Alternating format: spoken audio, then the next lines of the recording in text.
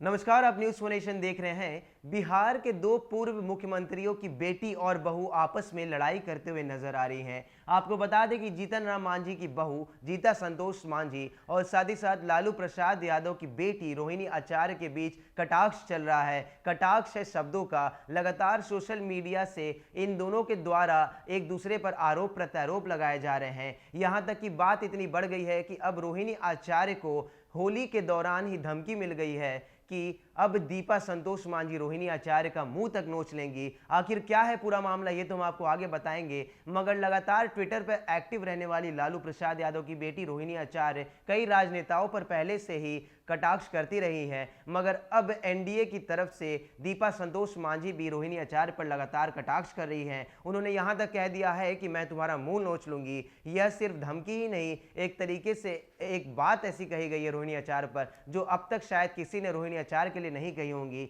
मगर जिस तरीके से रोहिणी आचार्य भी एक्टिव रहती हैं ट्विटर पर, अब उन्हें जवाब देने के लिए जीतन राम मांझी की बहू दीपा संतोष मांझी भी मैदान में आ गई है। देखिए हमारी ये पूरी रिपोर्ट कि किस प्रकार से बिहार के दो पूर्व मुख्यमंत्रियों की बेटी और बहू में आपसी लड़ाई हो रही है। कटाक्ष का दौर इतना बढ़ गया है कि अब बात समझाने के लिए किसी तीसरे को मैदान में जरूर उतरना पड़ेगा। बिहार के पूर्व मुख्यमंत्री एवं हिंदुस्तानी अवाम मोर्चा के अध्यक्ष जीतन राम मांझी की बहू दीपा संतोष मांझी राष्ट्रीय जनता दल राजद सुप्रीमो लालू प्रसाद यादव की बेटी रोहिणी आचार्य का मुंह नोचेंगी। आपको यह होली का मजाक लग रहा है तो जान लीजिए यह कोई मस्खरी नहीं, दीपा की रोहिणी को दी गई रियल धमकी है। दीपा ट्विटर पर लालू परिवार के खिलाफ आग उगलती रहती हैं, खासकर उनके निशाने पर लालू प्रसाद यादव की बेटी रोहिणी आचार्य रही हैं। दीपा ने रोहिणी का एक बार फिर ट्वीट से हमला किया है।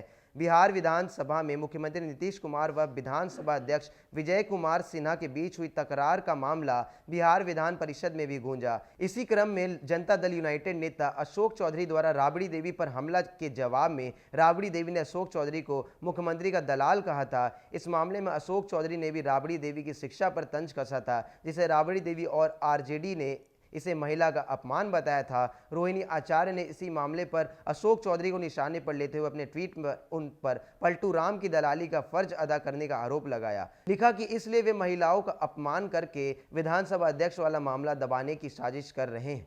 रोहिणी आचार्य की इस ट्वीट पर दीपा मांझी ने भी भाषा की मर्यादा तार तार करते हुए अपने ट्वीट में रोहिणी को सिंगापुरिया संबोधित किया तथा पूछा कि वे कभी दलित के चोर बोलती हैं तो कभी दलाल, सुधरेंगी या नहीं। उन्होंने आगे लिखा है कि क्या रोहिणी को मन में आएगा वही बोलेंगी, हम दलित सब चुप बैठेंगे। दीपा ने रोहिणी के लिए आगे लिखा कि यह जंगल राज नहीं है, जब तुम लोग दलित नरसंहार कराकर चारा की दलाली खाते थे, अब दलितों को जो भी अपमानित करेगा उसका मुंह भकोर या नोच लिया जाएगा।